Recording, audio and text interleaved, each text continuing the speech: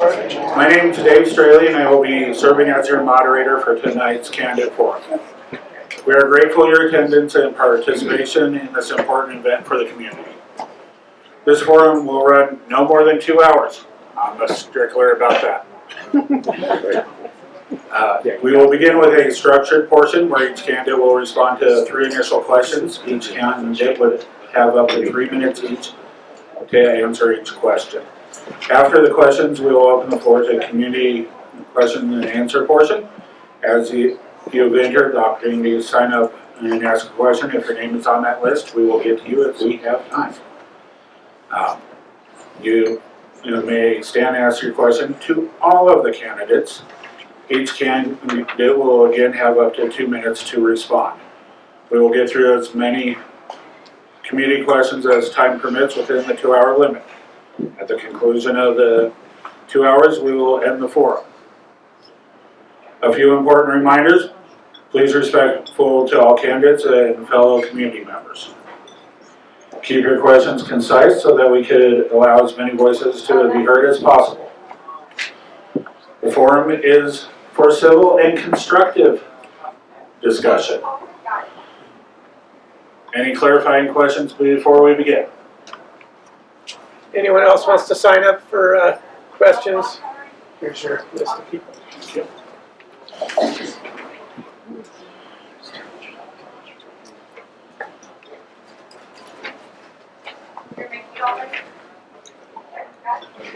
I'll step back and let the candidates have the podium.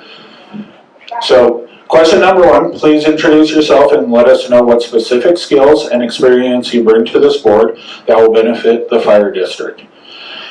The original order was randomly drawn, and then we'll rotate through. First candidate, Joshua Minix. What's your name? Perfect, thank you. Hey, thank you all for coming, I appreciate it. My name's Joshua Minix, and excited to be here. I've been lived on Lookout Mountain since 2018, originally from Denver, and just love this neighborhood, passionate about it, and hopeful that I can be of service to our great community up here. The specific background that I thought might be helpful is I have a professional experience in resource allocation as the Chief Investment Officer of a large publicly traded REIT for a number of years, and prior to that was involved in private real estate investment organizations that provided homes across the country nationally. So I think financial background and planning and thought about resource allocation could be useful, and I've also had experience through those endeavors in public company boards where you're responsible to shareholders, and had fairly large informal boards to work through for decision-making processes, and there's a certain dynamic there, and ways the boards can be more effective and less effective. And I think I've experienced and seen both sides of the coin, and hopeful that having been responsible to a board, I can perhaps be a bit more effective as a board member than I might be without that experience. That's it in a nutshell. I also have a legal background, and some understanding there could perhaps be useful. That's a wrap, unless you want to have questions. Or no, thank you. Yeah. Next up, Dick Shaw.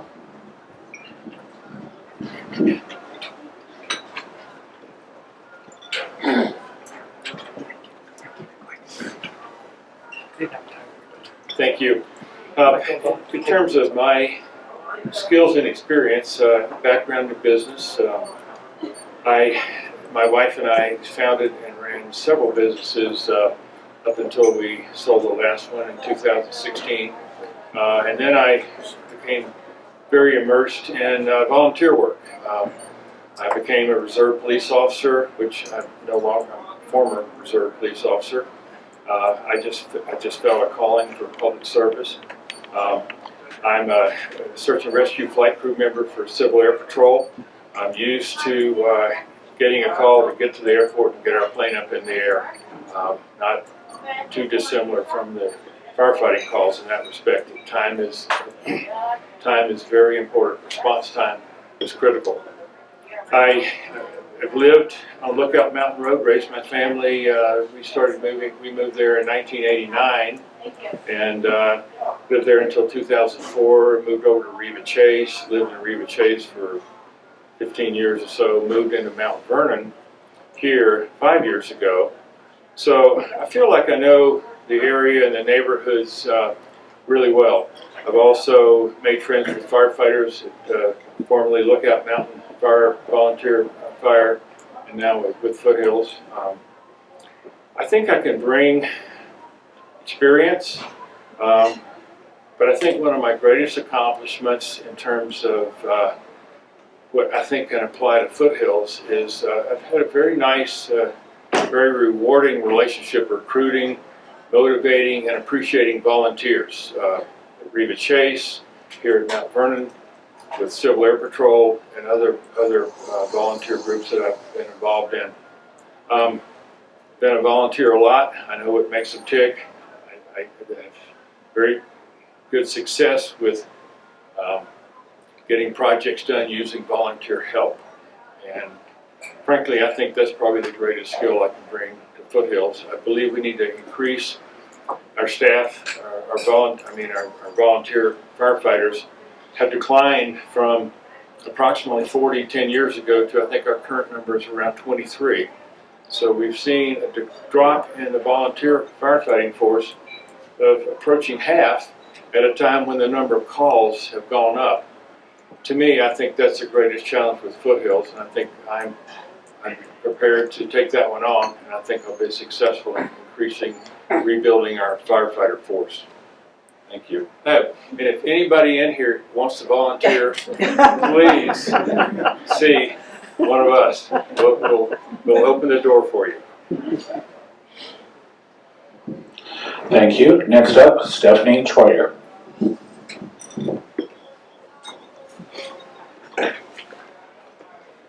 First off, I want to thank all of you residents for showing up this evening. And I also want to thank the people up here with me for showing up and running. It's heartening to see all of you who quite clearly care about your community and our firefighters. My name is Stephanie Troyer. I'm a proud resident of Mount Vernon Estates and the spouse of a 20-plus year Navy fighter pilot.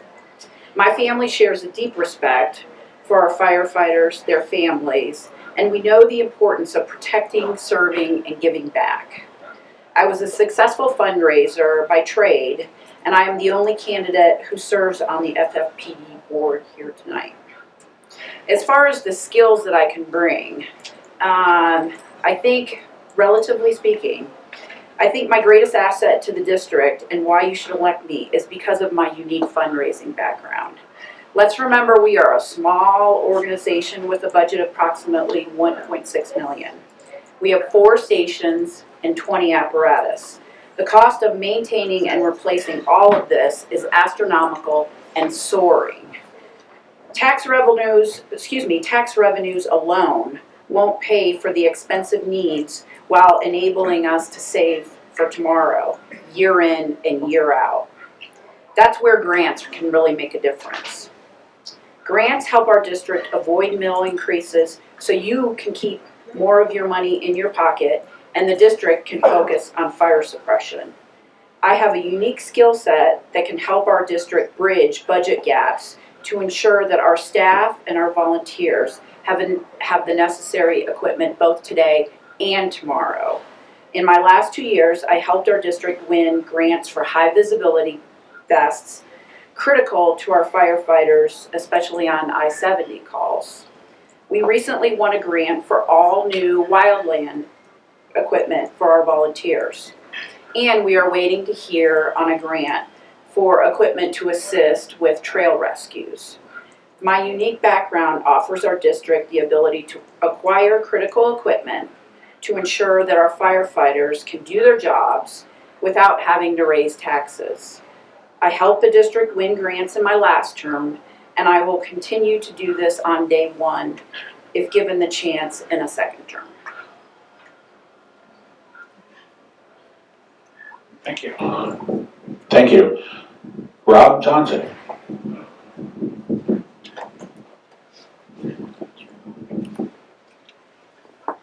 Good evening.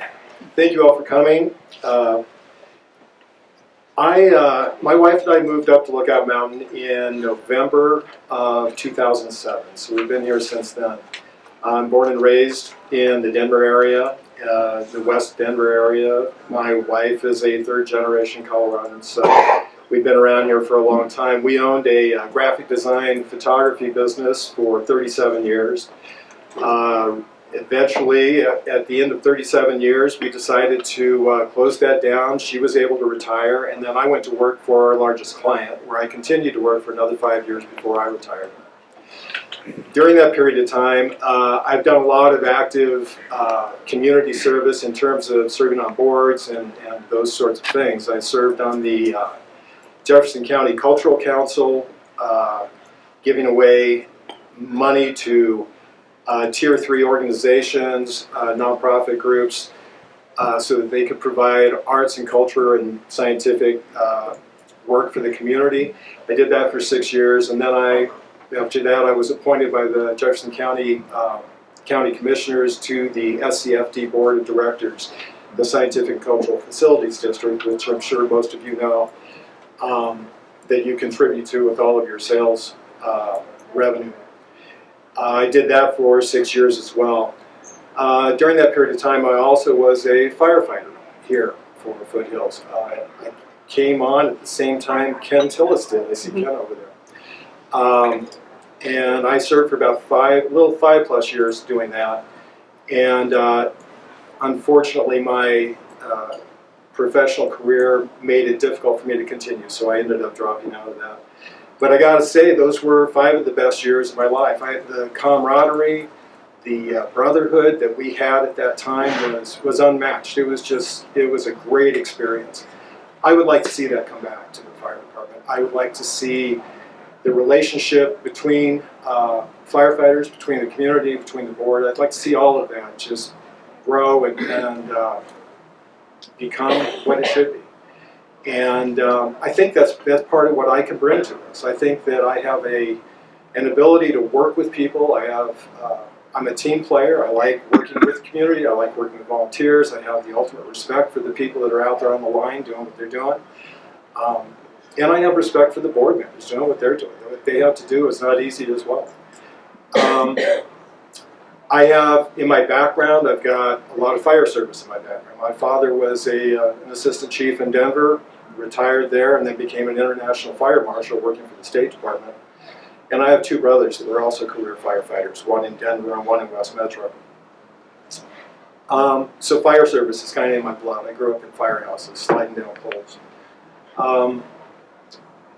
I guess that kind of sums up where I am and what I think I can bring at this point. And I look forward to answering any other questions you guys might have. Thank you. Thank you. We will rotate the candidates a little bit here. The next question, what are your top priorities for the fire district over the next 4 years? First up, Mr. Dick Shaw.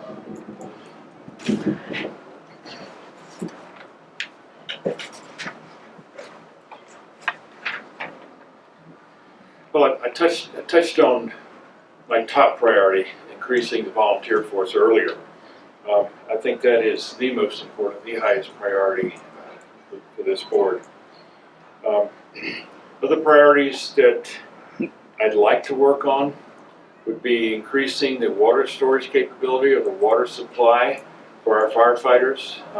For example, right now I'm working with Chief Cameron to figure out a way to put a fire department connection into the pool out here. 220,000 gallons of water sitting in the pool that could be used on an emergency basis to fight a fire.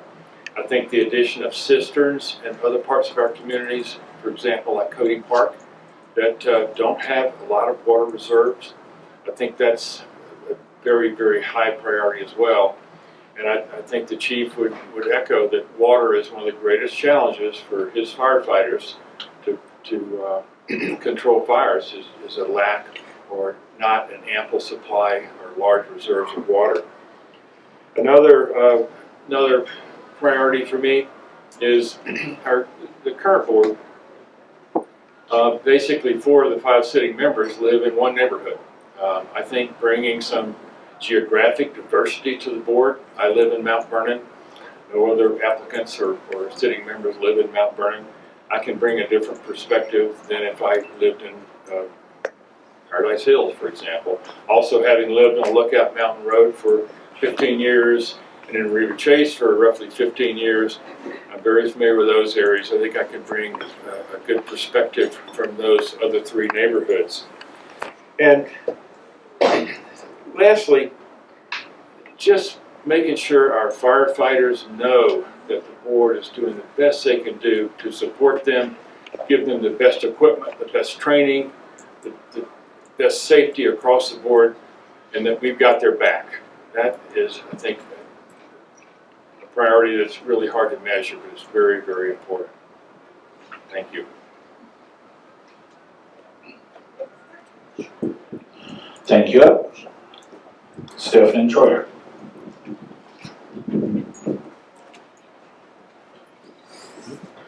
It's great that I thought about this question beforehand. So I have 5 priorities that I have established for myself if I so continue. And they're not in any perspective order of priority, but number 1, continue fiscal discipline. Ensure that our organization can fight fires both today as well as tomorrow. Number 2, continue to work to secure grant money. Not to harp on this, but help fill revenue shortfalls and make sure that our volunteers have the equipment they need. There's simply not enough revenue to do all that we need to do. Number 3, community outreach and support volunteer recruiting efforts. I put those as one because I kind of see this as going hand in hand. Making sure that the community knows what they can do to help prevent fires, and in doing so and in reaching out to the community, we can attract others to our cause. Number 4, leverage partnerships. Together we can do more with less. And this involves not only just our fire districts, but I think we've also discussed the water districts. Working with the water districts to make sure that we have fire accessible water. Continue, and the last is continue to provide firefighters with the much needed equipment. And I wanted to talk just a little bit and focus in on one that I think that is really super important that I haven't really discussed this evening, is community outreach. I think community outreach is the biggest area where I would like the district to make improvement. Talk to someone and you might hear comments like, community outreach is stupid. And I could not disagree more with statements like this. And I really think these statements are missing the boat here. In a wildfire-prone district such as ours, it's important that the representatives of the district are meeting with our residents and our HOAs to talk about fire risks and the things that residents can do to minimize these. I guess I pose the question, if fire people aren't meeting with our residents to talk about fire stuff, who should? Fire people are precisely the ones who are called when there are fires. It's my understanding that we even have a platform where our staff can track what specific measures our residents are taking and then spits out next steps that they can do. So we have infrastructure in place to improve community outreach. And I see enlisting the help of community volunteers, ambassadors, as a way to help our district accomplish this outreach. Other fire districts like Evergreen and Inner Canyon have ambassador programs. And I'll take it one step further. The more we get out in the community, the more we can recruit volunteers. It's all part of a well-planned and deliberate outreach effort.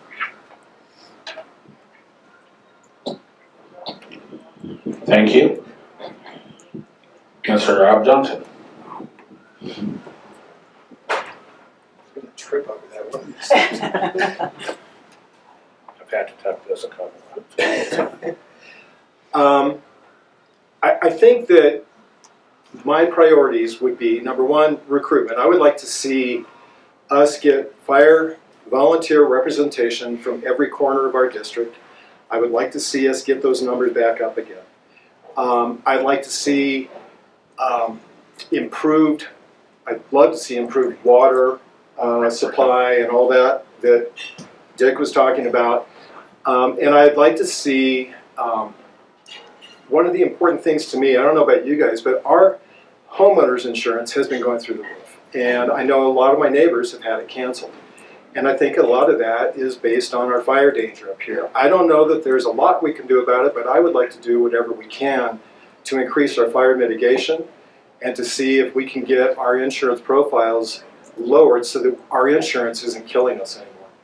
So that's another thing I'd like to see done. And then I think the last thing I'd like to mention is I would really like to see improved communication between the board, the firefighters, and the community. I'd like to see there be an open line of communication all the way across so that everybody is open, nobody feels like there's anything being hidden, and it's just more of an open, friendly environment. I think that's what's really lacking to a great degree right now. And that's all I've got. Could the candidates please use the microphone? They're not coming through. Thanks. It sounds loud back here, so it's pointing this way. I can hear it. Is that better? That's better, yeah, great. Any better? Perfect. Thank you. All right, Mr. Minix. Yes, sir.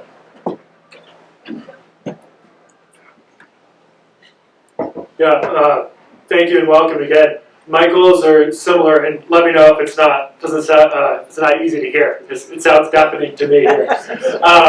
But my goals are very similar to my colleagues up here. And I think about from the outset, I think about the goals of the fire department as a whole, and then what the board can do to facilitate it. And that's an area that I think is important to differentiate. In the public company world, the board had a role and management had a role, and if either of us muddled our roles, it didn't go well. And so I'm cognizant to try to achieve that right balance here so the chief and the team on the ground can do their wonderful work without us in their way and second guessing them at what they know best. And so that we can spend our time really focused on the areas that are board responsibilities. And I think of the things that boards tend to be good at and tend to have both legal and other responsibilities to focus on. I think about financial stability, resource allocation, and empowerment of the team that does the on-the-ground work. And in those categories, kind of the priorities I would see is really focused on empowerment of the chief and of his team. And there I think the team critically needs equipment. We need SCBAs that are current and have enough of them and that are reliable so the firefighters can go into fires and be protected. Just one example that kind of the smaller pieces of equipment I think could be easily overlooked by boards focused on grander things. So really looking at the nitty-gritty and what makes a difference to the day-to-day life and effectiveness of the firefighters is where I would start. I think that could be very beneficial to recruiting. The second is training and making sure we have adequate budget and opportunities for training, so that can be a major motivating factor for volunteers, both to make them more effective, more engaged, and to increase retention and recruitment. And then the third is creating greater financial stability and predictability. So I think my background in finance and planning and investment allocation could perhaps be helpful as we think about balancing the shorter-term goals of the personal equipment with longer-term goals such as stations, trucks, and more long-term capital equipment. And then lastly, thinking about prevention. I really liked what some folks said about thinking about the fire risk in the neighborhood and being unbelievably good and effective at responding to fires is fantastic, and it's even better not to have them. And so thinking about how we can engage with the community, do more prevention, that'll be great for homeowners insurance, great for home values, but more importantly, it'll help keep us from burning up. And I've got a family and 3 kids and a dog, and I'd like them to be safe for a long time. And so I think prevention is an area where we can all do more. And that's probably less something that we don't expect the firefighters to go out there and chop trees down and trim bushes and such, but I think education and awareness is something that we can work with the auxiliary and the department to do a lot more of, and I think that's an area of tremendous opportunity. Thank you. Thank you. So the next question number 3, when I call you up, please reintroduce yourself just so everybody has your name fresh in your mind. Okay, question number 3. How will you ensure transparency and accountability in your role as a board member? First up, Stephanie Troyer.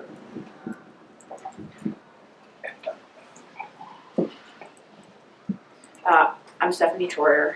As far as transparency, Can you get a little closer to the mic, please?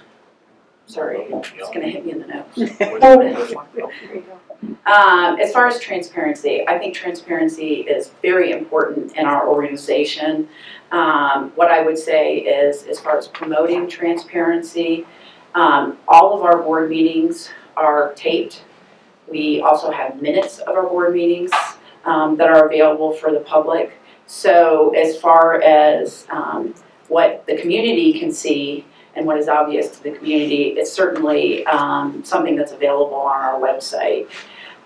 Transparency within the organization, I would say we have a monthly board meeting where our volunteers and the community are welcome to attend. So certainly that's something that promotes a transparent organization. We also finally, within the board, we have emails, and as a board member, I always advertise at a board meeting that anytime anyone, volunteers, staff, community members, want to reach out, I have an open door policy, and I'm certainly willing to listen to any of their comments or concerns.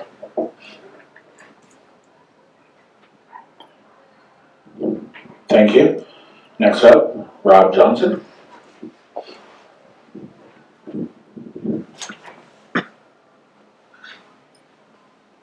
I think it's going to hit me in the nose.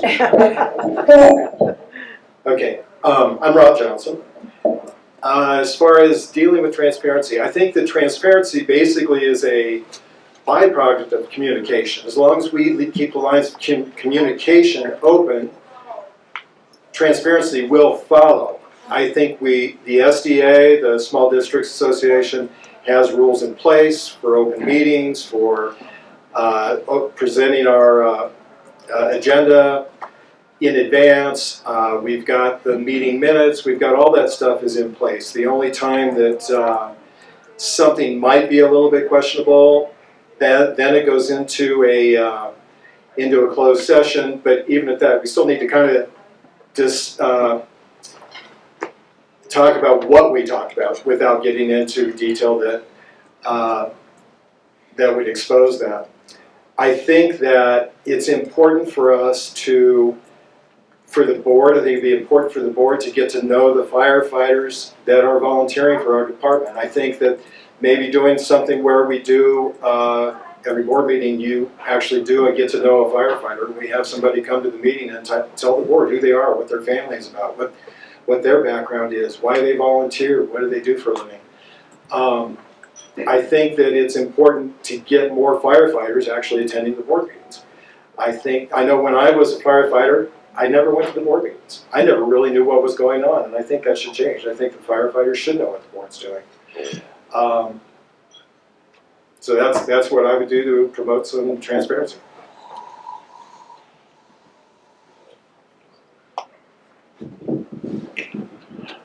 Joshua Minix.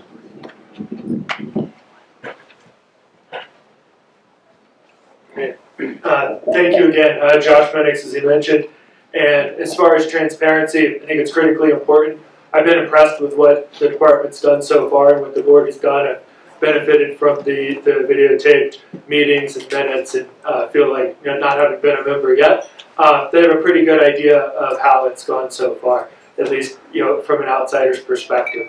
Where I think there is perhaps room that I could bring a different perspective that could help a little bit is in making that more accessible and easier. For me to get up to speed, at least, it was many hours of watching videos and reading minutes, and if you wanted to understand things in 15 minutes, it'd be difficult. So I think thinking about how do we synthesize the tremendous body of work that's done, the tremendous amount of disclosure that's been made, and then create summaries of that are digestible easily for community members who maybe don't have the time or interest to invest in watching hours of videos, coming to meetings every month, and so on. My background there, both in private markets and public, is we had investors we were responsible for. My first company We had a couple hundred private investors and bought a couple $1 billion of real estate with it, and it reported to our investors monthly. Yeah, they had short attention spans, and you had to get the report done in a couple pages, and then have all the appendices attached to it for backup. And then in the public context, we were, like all other public companies, had enormous disclosure, highly regulated by the SEC, and then voluntary disclosure to summarize the public reports. If you didn't want to read our 300-page 10K, you could read our 5-page earnings release, or you could listen to my 30-second spiel on our earnings call and ask questions then. So I think that kind of second layer of how do we summarize it and communicate to our constituents is an area where we could perhaps have a little bit of opportunity, and maybe my background could be helpful there. Thank you. Dick Shaw.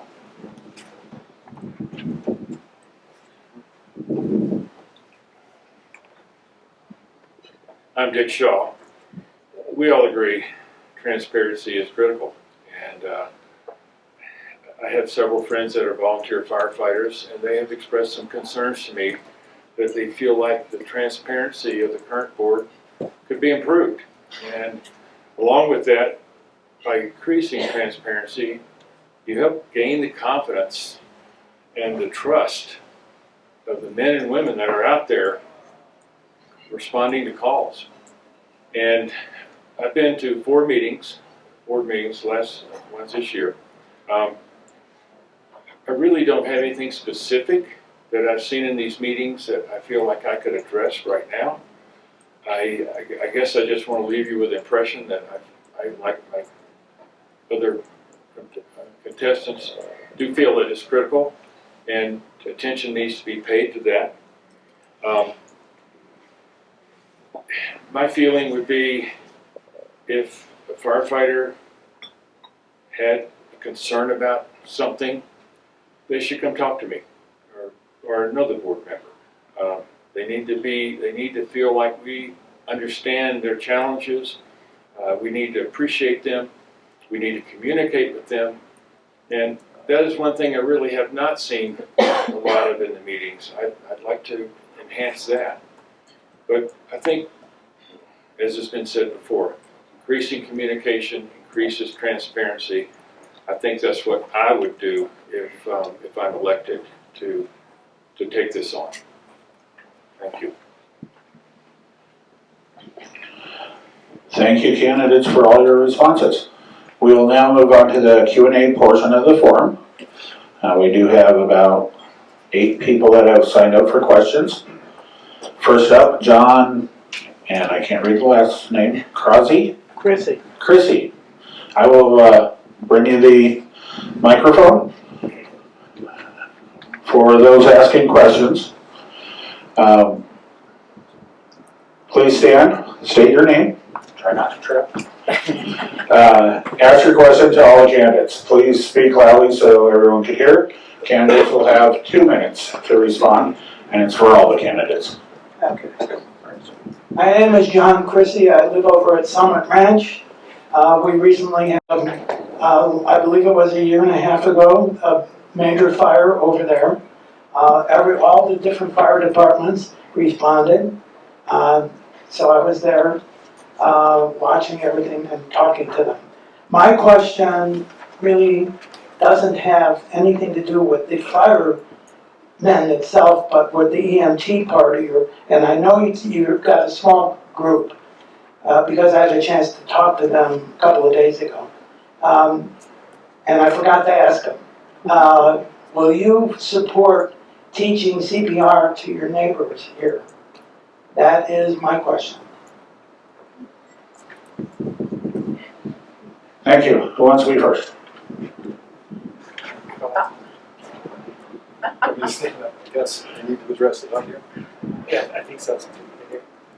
Absolutely. I mean, from my standpoint, absolutely. If we can, even if our EMTs don't have the bandwidth to be able to do the trainings, maybe they can facilitate getting them to Highlands or getting them to wherever they need to go to do the CPR training. I think the better educated our community is, the more lives we're going to save. So I would support that.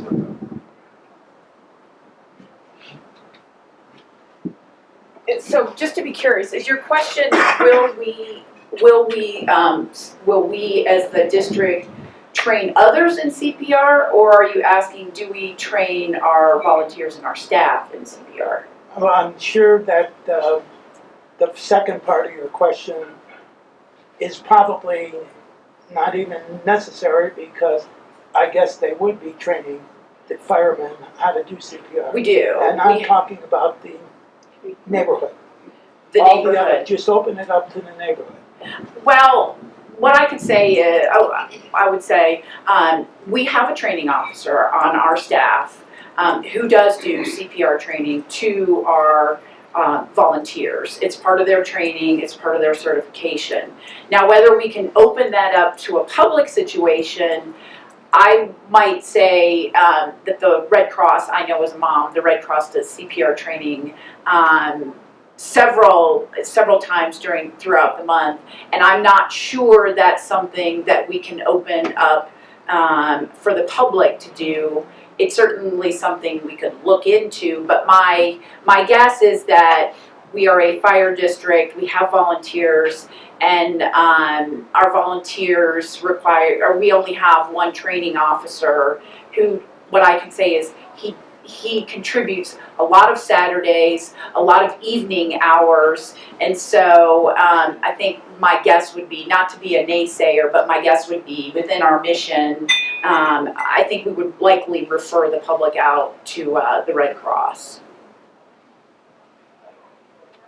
Thank you.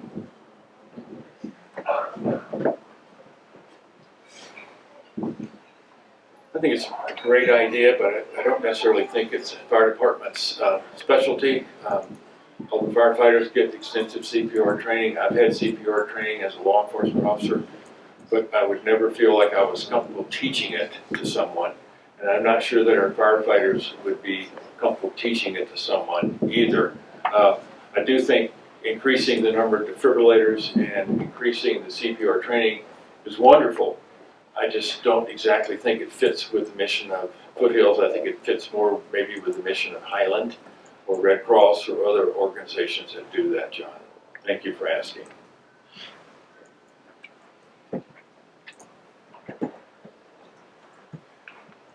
Hey, thank you, John. Josh Minix again. I think it's a wonderful idea. I'm CPR, AED, first aid certified as well, just because I thought it'd be helpful that my kids didn't hurt themselves, and so do I. But one area where I've seen this done and participated a little bit is a prior company I had. We had about 350 people in our office building. We had a corporate event, and a child almost died from choking. And fortunately didn't, but was really close, had some long recovery after because of oxygen deprivation. That really awakened us that there weren't that many people at the corporate event that actually knew what to do in that circumstance. We were lucky there was a physician there, there was a spouse that was able to jump in and save the kid. So we hosted a training day at our office. We were able to get it fully funded by some not-for-profits in the company, had the Red Cross came in, and did training for the whole company, got 350 people or so trained. I think a similar model would work well for our neighborhood, and it's probably not the fire department that does the training, it's probably the Red Cross or some similar such organization. But I think the fire department would be a great platform to advertise it and to get attendance there. Maybe this facility could host a kind of big area with a flat floor where you could spread dummies out, do CPR on them, that sort of thing. So I think it's a great idea. I'd be thrilled to help maybe work on it with you and perhaps get that done. And I think whether I end up on the fire department board or not, I think that's something we could do. Thank you. Patty?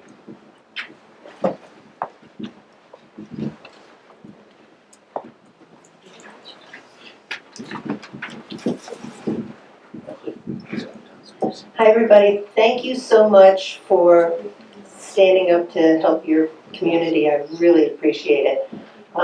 Especially that you're looking into helping with recruiting, which was what I did. So I would like you to talk about the Community Wildfire Protection Plan, CWPP. What specific suggestions would you advocate for or against in that document?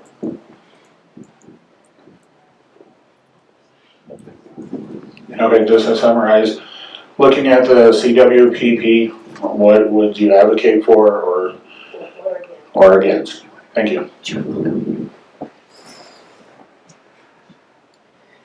For those of you who may not know, the CWPP is an independent review of our district, which separates our district into 16 hazard zones. It identifies specific risks and makes concrete recommendations for each zone with regards to the ways to reduce the wildfire risk.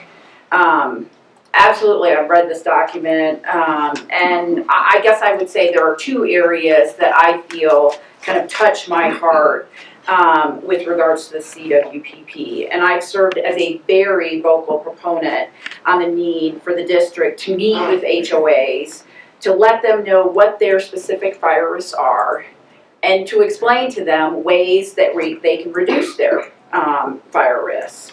What good is the CWPP if the residents aren't aware of the specific measures that they can take to reduce their fire risks? I know as a resident, this is definitely something that I would want to know, and I would want my local fire district to help me better understand it. How many of you believe from our skyrocketing insurance premiums that wildfires are a real risk, but don't know ways you can reduce it? Our district offers free home hardening assessments, but a lot of people don't take advantage of it. So my personal view is, instead of this notion of the community coming to the fire district to ask for home hardening, let's do it the other way around. Let's get the fire district out into your communities and to your HOA meetings. President Graff and I are rethinking ways that our district can support something like this. And second of all, I think we need to focus on ways that we can facilitate better firefighting water availability. And this would be the idea of water storage cisterns. This means working hand in hand with the water district and the residents to help identify and facilitate actions that the water district can take. For example, we do have one neighborhood that the CWPP specifically calls out for a cistern and references that responder life safety as well as property preservation are at risk.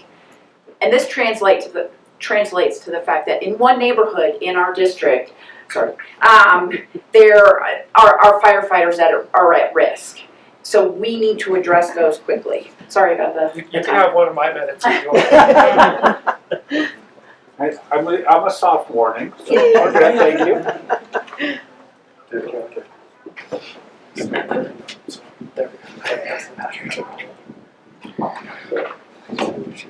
The current CWPP, or Wildfire Protection Plan, that's posted on the Foothills site, was done in 2020. First of all, I would think that that should be updated. And I happen to have a copy of the hazard ratings right here, and they're all over the place, from extreme in some areas, possibly the one that Stephanie was referring to low. Right here where we are in Mount Vernon, we're very high. This information is shocking, and it needs to be distributed to where it can get some attention from the people living in these areas. Until I got involved with going to board meetings and until I looked on the Foothills website, I never knew this existed. And I was involved in fire mitigation here at Mount Vernon, didn't have a clue that these results were out there. So yes, distributing it to the places it needs to go would be a high priority for me. Water storage is mentioned in here, that's another high priority for me. Thank you.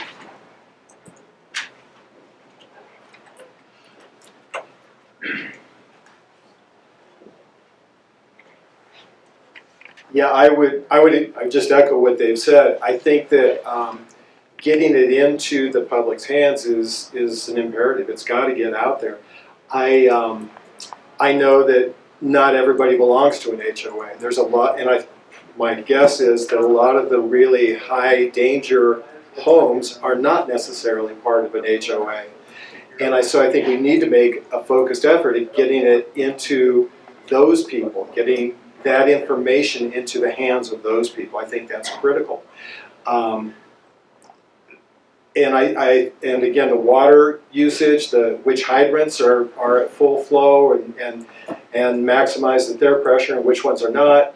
All that stuff is just critical information that's in there. I also agree that it should be updated. It should be brought back up to current standards.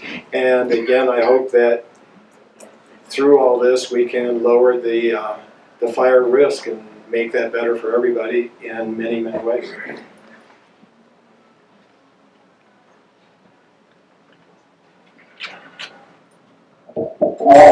Josh Minix again, and keep it brief, so I think it's been super well covered by folks who know more about this than me.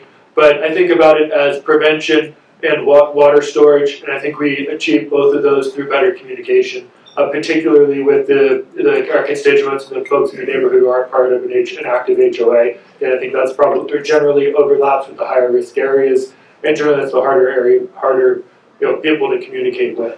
Because there's just not as much of a centralized body to speak with. I think one way to do that is to work with local insurance agents, because they're advocates for their insured, trying to figure out ways to reduce insurance. And if we can teach them what reduces risk and ultimately reduces cost of insurance, I think that's an effective way to reach people, as well as community events, more outreach about that, and then ultimately focusing on kind of the two things we can control. Which is generally vegetation and water. We can't do a ton about topography or wind, but overgrowth, tree trimming, and water access are all completely within our control. Things we should utilize and make sure we reduce the risk as much as is practical. Thank you. Thank you. Ed?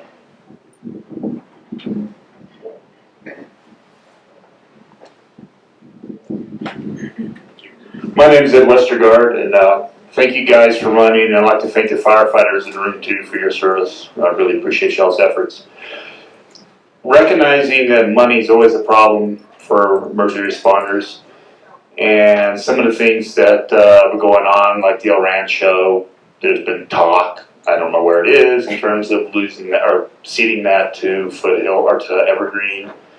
There's been talk of a new station. Don't know where that is anymore. But there's also been talk of mergers with some of the organizations. And I just wonder, how real is that possibility, and would Highland be part of that discussion?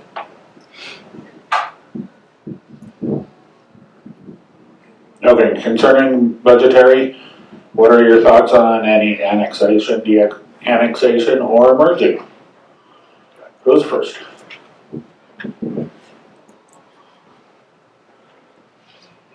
Unfortunately, I'm not really up to speed as to where we stand on any of those issues, other than I would say that anything that would, in terms of merging departments, I would think that Highlands has to be involved in that conversation to some degree, because depending on what department we're talking about, it may affect Highlands coverage. My understanding is that the new firehouse issue has been resolved and it's not going to happen.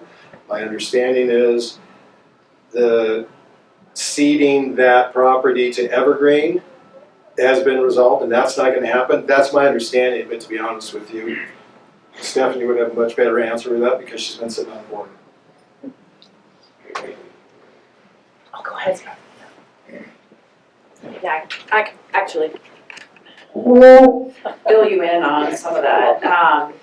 Last election, I actually answered this exact question as far as mergers, with the notion that the district had to get our own house in order before we even talked about mergers. I think everyone will admit that we've come a long way in 2 years. I think we have excellent leadership in place with a great chief who has more time under his belt. And what I can report as far as mergers is this. Yes, we are considering merging, and as I said, I think we're in a place where we can begin those conversations and take them to the next level.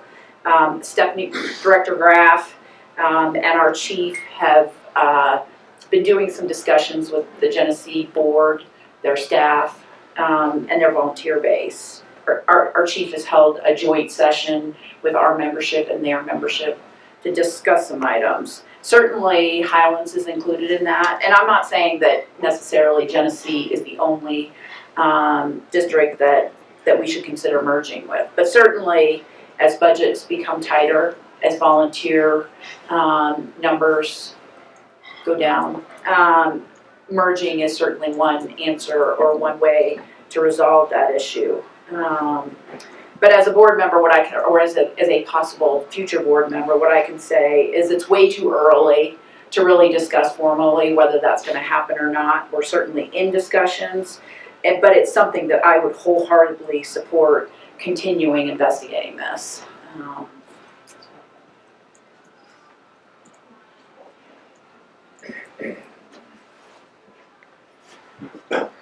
I'm not knowledgeable about the prospects. I have attended board meetings when it was discussed, but it was very, very preliminary. I think it makes sense. In terms of the merger with Genesee, my understanding is that they take maybe 100, maybe the most 200 calls out of their station. Foothills took 672 in 2024. It looks to me like it would be a pretty good sales job to get Genesee to want to merge, because they would be increasing their workload substantially. But it's a worthy effort, and I would certainly support it.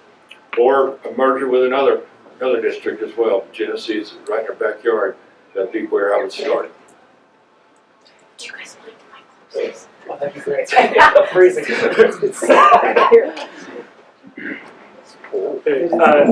Josh Minix. As far as the current plans, I can't speak to them beyond what's already been disclosed in our extensive transparency, and defer to my colleagues here. In terms of what we might do in the future, I think a closer cooperation, whether it's through a merger or not, that we can work much more closely with Genesee. The fire chief there is fantastic. He's a close friend of mine. His son is my son's best friend, so we see a lot of them.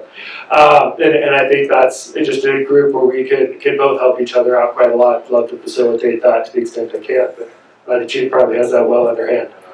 In terms of planning and fire stations and resource allocation, I think that's an area I can be helpful. I was responsible for a $10 million real estate portfolio for the last several years, and about $1 million in new business each year. And we beat all our public peers, sold last summer at 25% premium. So how that translates to fire stations, I'm not quite sure. But in terms of getting the most out of every dollar when it comes to physical infrastructure, something I've got some practice with, and I would love to try to leverage that for the benefit of our community.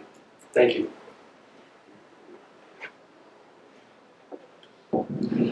Thank you. Mary?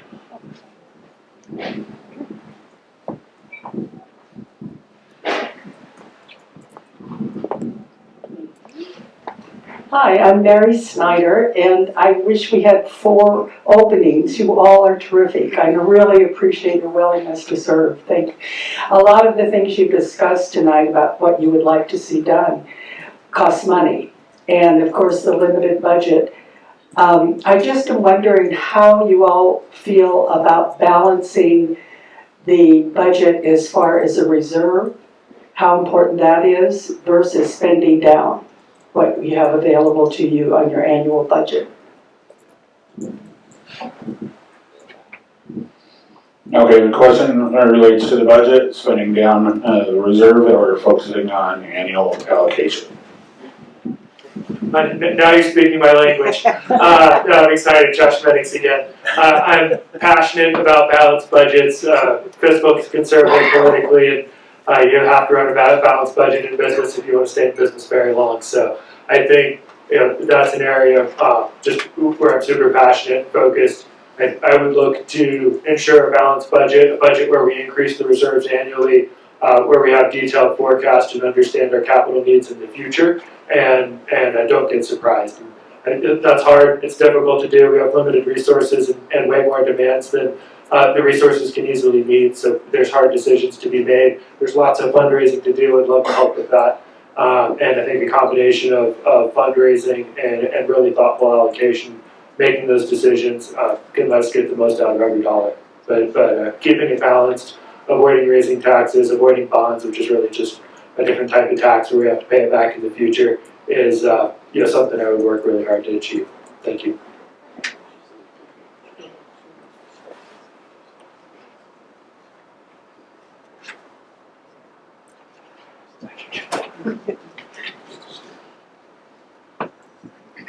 Clearly, this is not my wheelhouse the way that it is Joshua's. But I agree. I think it's a difficult balance. You have to make sure that you're working towards balancing the budget, but the reserves are critical as well. You need to make sure you're prepared for if anything that does happen. I know that the board is working towards building the fleet vehicle reserve fund so that they have money to ensure that they can buy new vehicles as soon as they're needed. I think it's just one of those things that the board always has to hash out. And they've always got to work together to do that and talk through those things. But I too I love a balanced budget. I don't like being in a deficit, so I just don't think that's a viable alternative.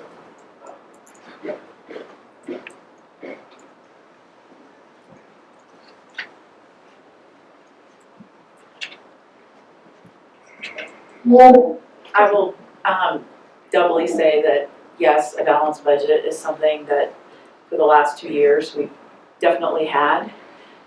We did not come into, or I did not come into the board having the benefit of a preceding board having had what I would consider allocated a lot of money to the capital reserve accounts. I can give you some numbers, bore you with the numbers. I'll talk Josh's language. In fiscal year 2024, our board allocated more than $440,000 to our capital reserve account. So if you think about it, we're a budget of $1.6 million, and our board allocated, of that $1.6 million operating budget, we allocated $440,000 to our capital reserve accounts. So I think that tells you where I stand and where the previous board stands. I really firmly believe that it's important to keep the lights on in the district today as well as tomorrow. And I will say that the biggest challenge that we face as a board is trying, in an ideal world, we would give the firefighters everything they could have. We'd gold plate it, but unfortunately we can't do that. And so I think probably the biggest balance that we have to decide as a board is figuring out where that balance is. Making sure that we spend money on our equipment, but also saving money for tomorrow. And I think that's something that I have in my role as a board member these last 2 years. I definitely think that I've proven that I can do that. I am Dick Shaw. This is the 2025 Foothills Fire Protection District budget. Revenues of $1,635,000. Can't hear you, Dick. Can you maybe go To the taller. Is that better? Okay, sorry.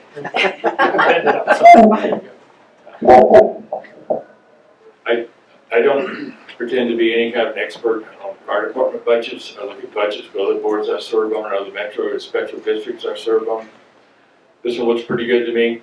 The revenues of $1,635,000. Their projected expenses, projected revenues balance. They, as Stephanie said, $440,000 went into a fund for capital equipment replacement. This year the budget's only $320,000, but that may be a good number. I think I'm okay with it. Everything looks fine to me in terms of what I would expect to see in a normal business or fire department, to the best of my knowledge, in terms of their revenues not being, their revenues balancing their expenses and putting into reserve funds.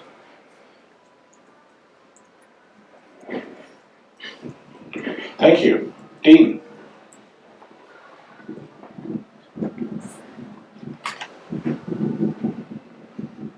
Thank you. Yeah, I'm Dean Snyder. Mary and I are ganging up on you. We bought in Paradise Hills in '93 and been pretty involved with water ever since then. The question I have, is there any inclination, or would you consider, would you support some sort of merger between, and this could be a sub-district, it could be structured in several ways, for the fire department and the residents that are not paying taxes toward the water, specifically on Paradise Hills at this time, to kind of even out the cost of furnishing more and better supply of water to the fire hydrants that we have. And this goes throughout the whole fire department district, not just in Lookout Mountain. But there are many water districts within the Foothills Fire. And again, we're passionate supporters of Foothills Fire, but you need water. And I'd like to know your thoughts on how something could be put together. We've had many discussions over the years of how that could be structured. And I think it's possible, without hurting anybody very much, to improve the amount of water in more areas to fight fires. You do need water to fight fires. Thank you. Again, I appreciate all your efforts, all your volunteers. I wish all of you are on the team. Thank you. Okay, how would you consider or work with the local water districts to form alliances to make it better for the fire district? I will tell you that Stephanie Graff, Director Graff, is probably laughing because I did raise this issue at 2 board meetings ago, and Dean, and I appreciate your question, Dean. It's a hard one, because what I can tell you is 1 week out of every month, my husband works in LA, and I join him in LA, and I drive by Pacific Palisades once a week, and it's terrible. So I know what you're getting at as far as, we're a fire department, we need water. But what I would say is, maybe not in terms of merging. What I can offer is what I think the fire district should do is be a facilitator. So what we can do is tell our neighbors what our requirements are for water. In other words, if we come to your area, we either need a cistern or in this area, or we need a fire hydrant that works. And so I don't necessarily think that the fire district needs to get into the water infrastructure business, but I do think there's a role for us as far as being a collaborator, and it may not be a situation where it's just a neighborhood by neighborhood, but maybe what we do is try to get a lot of neighborhoods together, because I know this is a cost issue, trying to, a neighborhood trying to put together the funds to buy or install a cistern is not insignificant. So I think I would say, I'm not trying to dodge your question, but I think I envision the fire district's role as being more as a facilitator in the notion of getting people together and letting them know what the fire district's needs are from a water availability perspective.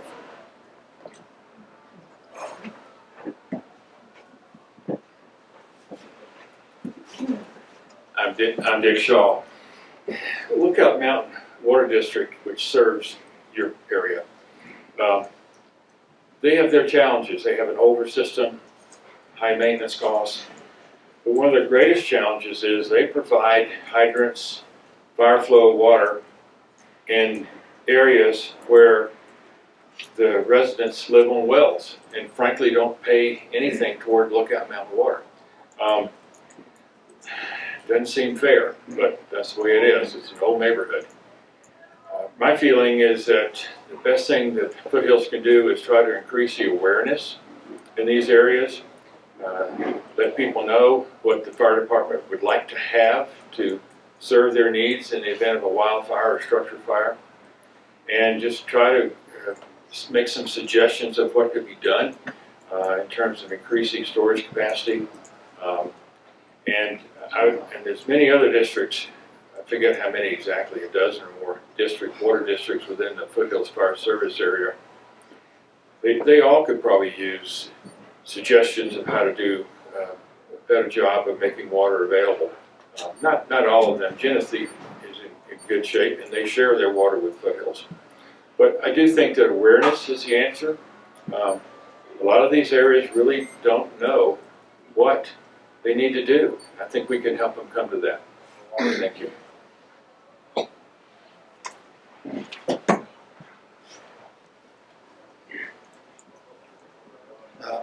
I'm Rob Johnson. I agree. I think what I heard from both of them, I think there's 5 water districts that reside within the Foothills Fire Protection District. And I think that it does seem unfair sometimes, because I'm on Lookout Mountain Water District as well, and I've been to those meetings, and they're trying to rebuild their infrastructure. They're a mess right now. And they can't afford to be building cisterns and all that when they're still trying to redo their own infrastructure. They're looking for ways to increase their funding to try to pay for some of the stuff they're doing. And so it's kind of a mess. But I think it comes back to communication with those neighborhoods, because while you have a neighborhood where some of the people are on wells, and yeah, there's a hydrant that's right by their property, there's probably a home across the street that's on the district water. So that hydrant is servicing a neighborhood. It's not servicing just a home that's on the well. So, I mean, it's a community issue again, and I think it gets back to community outreach, and it gets back to everybody talking about what's the best way to do this. Can we, as a community, maybe there's a way to put a cistern in somewhere. In terms of the fire district, what we can do is try to, again, just communicate or help that communication, facilitate some of those ideas, facilitate some of that communication. I don't think it's our mission necessarily to get into the water district business. But I think it does make us good community citizens to try to help provide conduits for those discussions so that we can find some answers.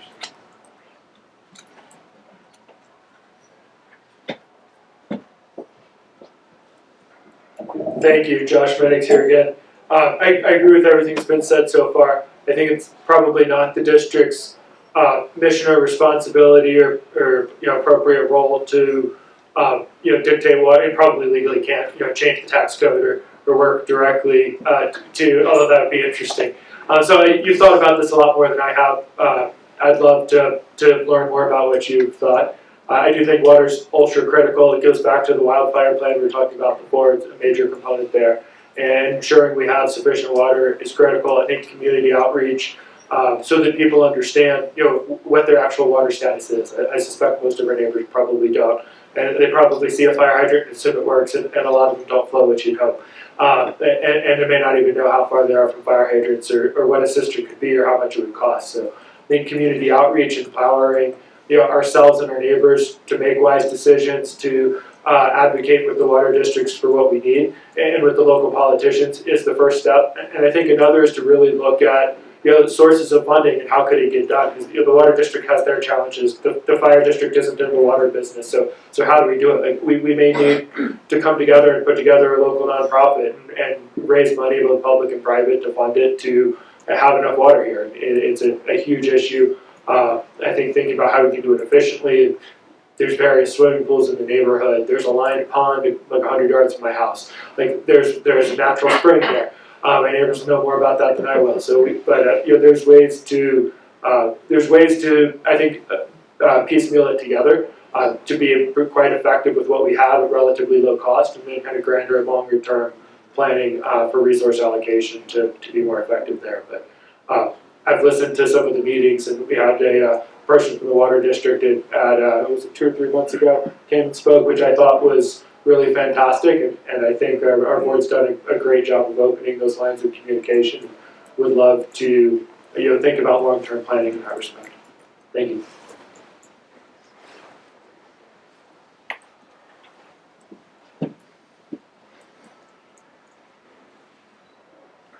McGuire. My name, well, I can take that, I guess. We have it for a reason. No. Hello, my name is McGuire, and I didn't have a canned and polished question necessarily coming into this. I just put my name on in case one came up. So, and I think my predecessors have all kind of asked a lot of great pointed questions that have answered some things that I didn't know and things I didn't know. So, thanks for that, and also thank you to all of you for running and your interest in serving our community. I'm happy to call you guys neighbors. That's really cool. So, listening and all this, what made us interested in coming up tonight was we live in Cody Park, just down the hill here, and we've very recently just gone through with our, kind of in tandem with our neighbor, doing some defensible space work. So we did a bunch of tree clearing, and we had a gentleman come out who will be drafting a letter, and a lot of it inspired by fear of our insurance going away potentially or increasing, which it did anyway. And so,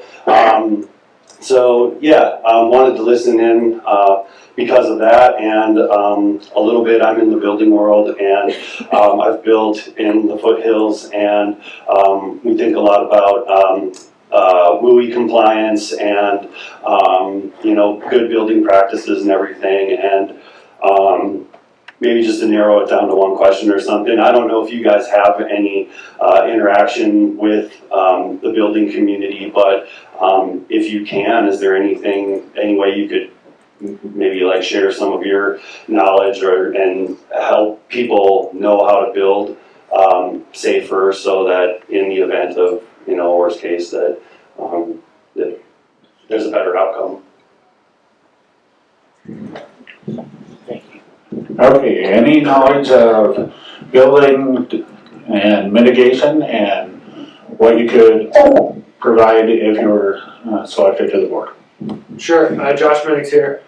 In my professional role, I acquire and build commercial real estate across the country, and I'm responsible for millions of square feet. So, not a developer directly, but work with developers and perhaps folks like yourself.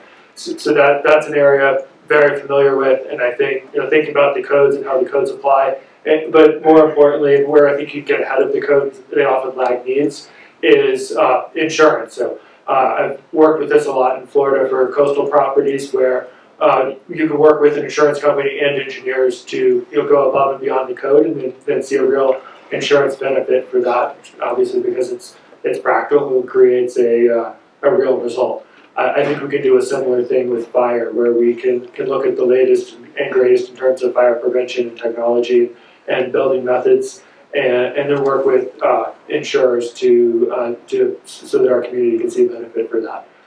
I doubt we'll see huge development in our neighborhoods. It's probably not a huge driver for this particular district, but it's really important for what gets built. And I think it can be really important on the mitigation side for existing structures. Thank you.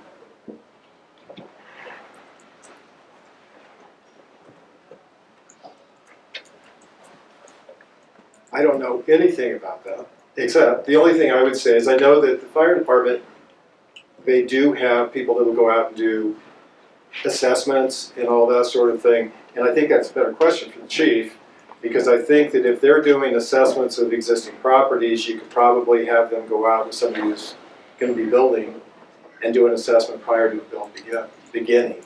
But I think that's something that we could work with, I would assume. And again, I don't want to put more work on the chief's plate, if it's, especially since I'm not even on the board. But I would think that would be something that was in the purview of the department itself.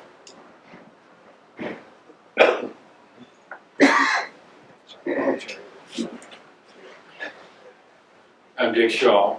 Cheryl and I just built a home recently, 5 years ago, and we did a lot of research into using materials that would be very fire resistant. So yes, McGuire, there are things that builders can do to make homes more fire defensive. Hardy board siding instead of wooden siding, metal roofs or fire resistant roofs instead of shake shingles or other types of shingles. I've also been involved for 6 years, as I mentioned, with Sterling Ranch, which has an ISO 1 insurance rating for their entire community, the best you can get. That's a new community, 2,655 homes as of last month. The they do a lot of things there that wouldn't really be applicable here, but some of them are, and I know what they're doing, and I was involved in those decisions. For example, the neighbors are allowed to put up fences, but they need to be made out of concrete, which you would think, ugh, how ugly, but yeah, it's not bad looking. It's one of the largest, fastest growing communities in the state, very attractive. The wildlands and pasture lands around Sterling Ranch, they graze cattle on them. So the grass is trimmed down like buffalo did years ago. So they're doing things that are fairly innovative in terms of fire protection, and they're all brand new homes. I hope that helps so far.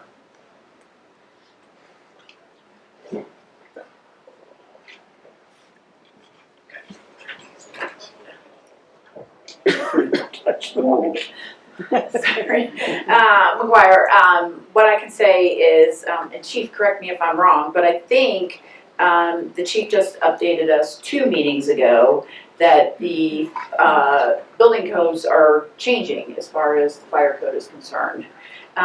So whatever we tell you today may be different in a short period of time. Second of all, what I can tell you, we do have a fire inspector on staff. We have a new one, as a matter of fact. And part of their role is to review new building codes, or new building plans, rather. So if you want to speak to our staff individual, I can pass you his name. He is the person that reviews plans, makes sure that, they are to code. And I would expect in that capacity that he also makes suggestions on how residents can harden their home higher. And then obviously, I mentioned before, we offer free home hardening reviews. Our staff will come out, walk your property with you, and go over specific things that you can do to make your home more fire resistant. I highly encourage them. Number one, they're free. Number two, they're a great way to meet our firefighters and our fire staff. And you'll certainly learn a lot. So, great question.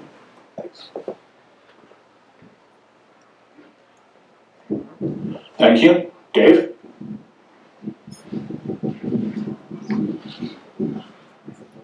Hi, my name's Dave Stakar. I've been here for a little while.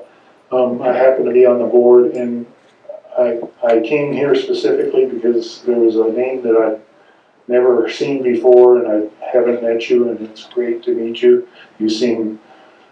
I'm excited for this whole slate. It's great people, and thanks for the community to come out and see what's going on in the fire department and the firefighters. My question is, the Foothills has been very blessed to have over 40% increase in revenue and stuff because of property taxes going up. I want to ask the board, what are you looking to expect a mill levy increase, or do you think that you can work with the budget that we have? Thank you so much. Okay, question is, with the increase of revenues, are you willing to consider mill levy or remain with current projections?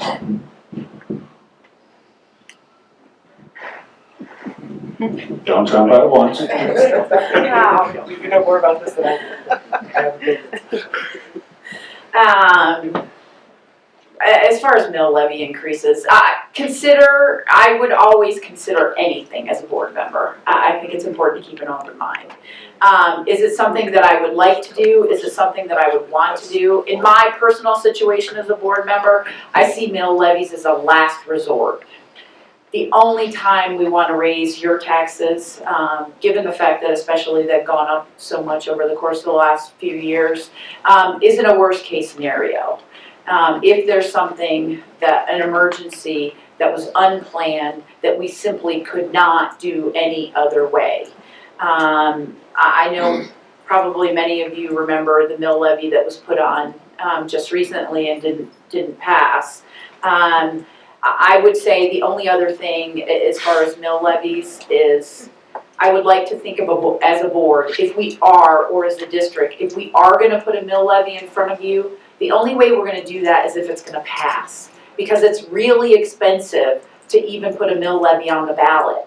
So we will get out in the community and explain to you if in fact an emergency happened. But I stress the fact that that would be last resort effort, and we would certainly do our due diligence in reaching out and explaining to the community in hard, fast terms why it's absolutely necessary. Yeah, go ahead.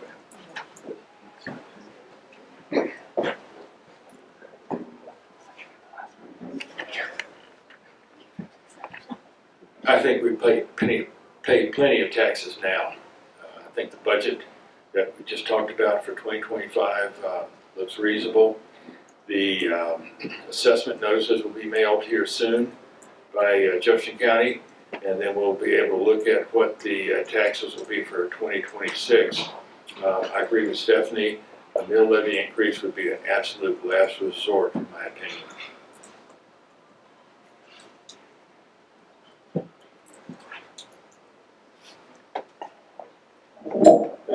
My only slightly informed view is that we would not need additional revenue to do a good job. I think, there's difficult decisions to be made, but I think with the rise in property values, that taxes are high enough, if not too high, and that we can get the job done as it is. I think the mill levy process is actually a great, way that we're responsible in a democratic process. And, one thing I'm passionate about is not going around it. And, some other departments and districts in the area are looking to raise money, and they don't want to do a mill levy because they're worried it might not pass, and they still want to spend more money than they have. So they're looking at creative backdoor ways to essentially tax us all in the future, themselves in the future. That I'm opposed to. So if we had decided we needed more money than we had, I think a mill levy is the right way to do it, a politically accountable way to do it. And but like my friends here, that would be an absolute last resort. I think we can get it done with the budget we have. But we need good long-term fiscal planning so we don't have surprises. Thank you.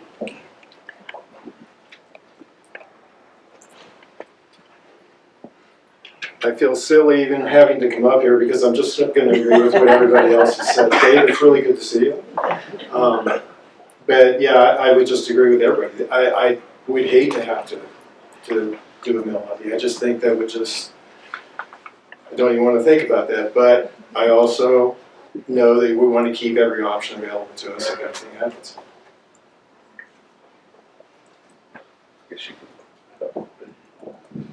All right, that actually concludes what we have scheduled.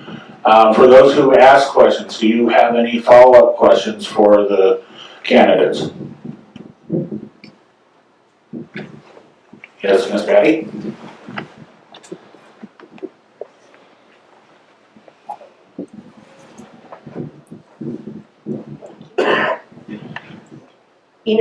All these things that you're talking about, I agree with and I really love. But I do know that there's a big kind of hands-off policy in operations. So I'd kind of like to know how you're going to tell the chief to recruit more or buy a truck, whatever, without ruffling any feathers. What's your leadership style? How do we address operations? Well, to me, that comes back to communication. The same thing I said before. As long as you have a good relationship with the chief and you have a good relationship with your firefighters, it shouldn't be an issue to have that as a conversation and to say the board would really like to see this happen. And then hear their side of it and work it out. To me, that doesn't seem like it's that much of a hurdle to overcome.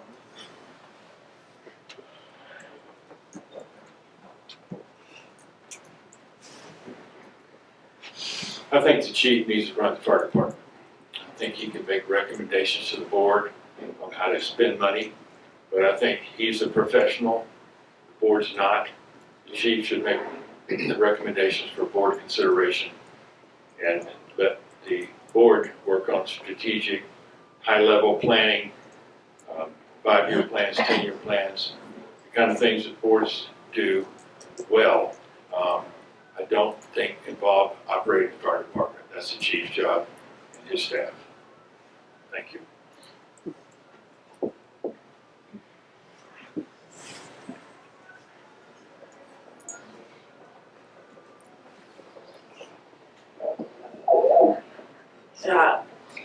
when a call comes in, I do not, as a board member, send out personnel or deploy trucks. I don't decide training policies. I don't go out on calls. I don't tell firefighters which hose they should use.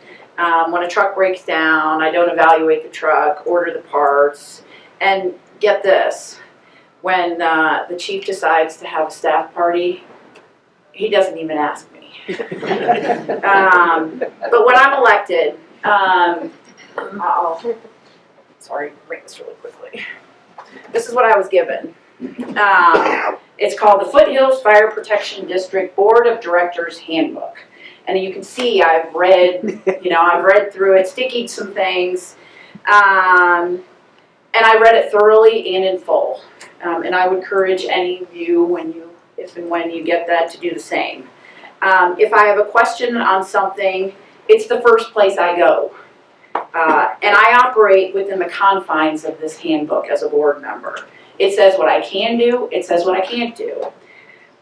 While I'm sure there are people out there that say this board gets too involved in operations, what I can tell you are, in many cases, these are the very same people that lecture me that our chief should be able to spend the budget however he deems necessary, with zero oversight.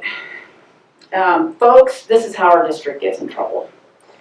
It's my feelings that comments like this are precisely why we have a board. It's the board's role to provide oversight, to stay in our lane, but to provide oversight. Do we watch how your taxpayer money is spent? Absolutely. Do we try to give you the biggest bang for your buck? Yes. Do we put checks in place so that our chief can't run off to Mexico with the district's $1.6 million budget? Absolutely. And do we ask questions and gather information so that we can be certain that the decisions that we're making are the best possible with the information we have? Yes, yes, and double yes. I guess what I would say is this. There's a fine line between too much oversight and too little oversight. I have always advertised myself as someone who has my door open so that our staff, our volunteers, and the chief can come and talk to me. It's my belief that this is the best kind of working relationship. What I can say is this. No one has ever come to me personally and stated that I have ever gotten involved in FFPD operations. And I take that really seriously. I think it's very important that the board stays in their lane, the volunteers stay in their lane, and the chief stays in his lane. And I think that really contributes to a well-run organization.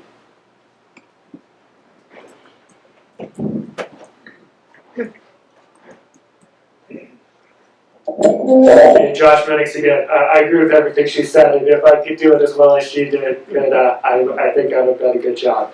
In my last company, public company, we had a big board, and what was really successful, and I think what made the board members successful, were they really understood their responsibilities, were passionate about it, and understood where management understood better and could do their job. So I think it's a really tricky balance to make, and it's a fine line, and it requires, I think, enormous communication and understanding and trust, and the trust only comes after communication and understanding. So I think, getting to know the chief, understanding the details of what's being done, making sure we're super diligent about the board's responsibility to ensure, reasonable resource allocation, and we are responsible for the taxpayers' dollars. And at the same time, don't try to pretend we know more than the chief about, which brand of SCBA is better. I think, a tricky balance to make. I've seen it got right, I've seen it done wrong, and I think I know what good looks like, and welcome the opportunity to try and prove that to you all. Thank you. All right, anyone else in the audience that has a concise question? All right, we'll give the candidates 2 minutes each to summarize the questions they faced today. And we'll wrap this up, and we got through until 8:30, so if you want to mingle after that, that's fine. Do we have any takers for first?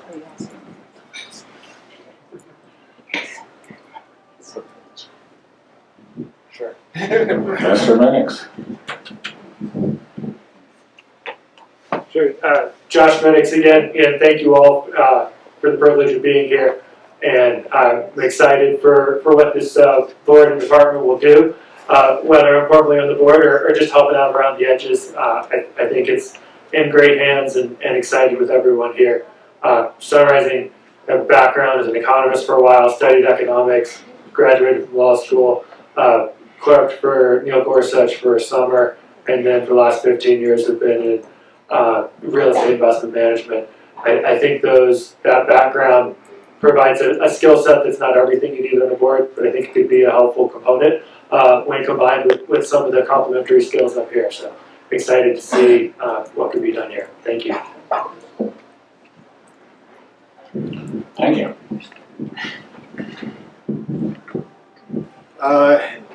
Again, thank you for coming. I'm Rob Johnson. Thank you for coming out. Thank you for listening to everybody's responses. Thank you to the candidates here. I think you've got some really good people here to fill 2 spots, and I think that that's wonderful. It's an embarrassment of riches, I guess. And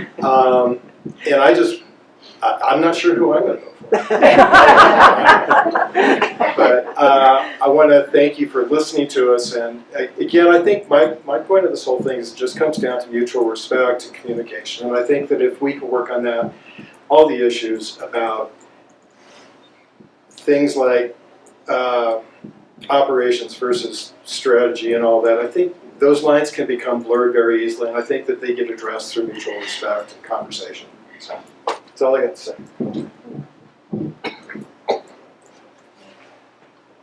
Thank you. Mr. Chuck? I'm Dick Shaw. Thank you again for coming. I did print up a little resume if anybody has any interest.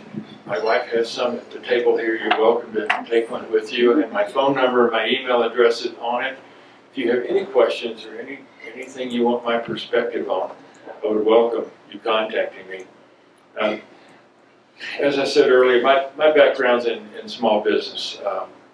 Businesses the size of this fire department, actually, with budget.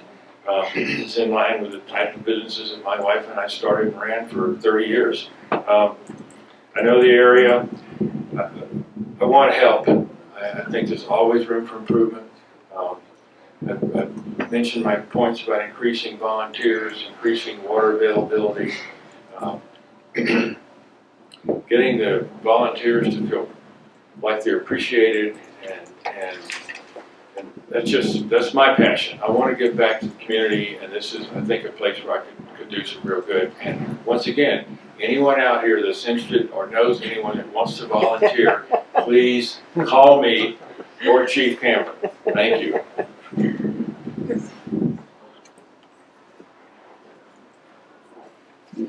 Final.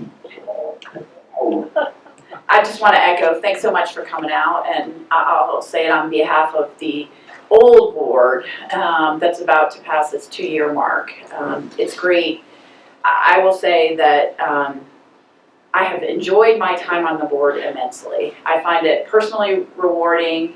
I think that it's a great opportunity for me to meet additional neighbors, to understand some of their personal interests as it relates to the fire district, and I would love to do it for several more years. So thank you again.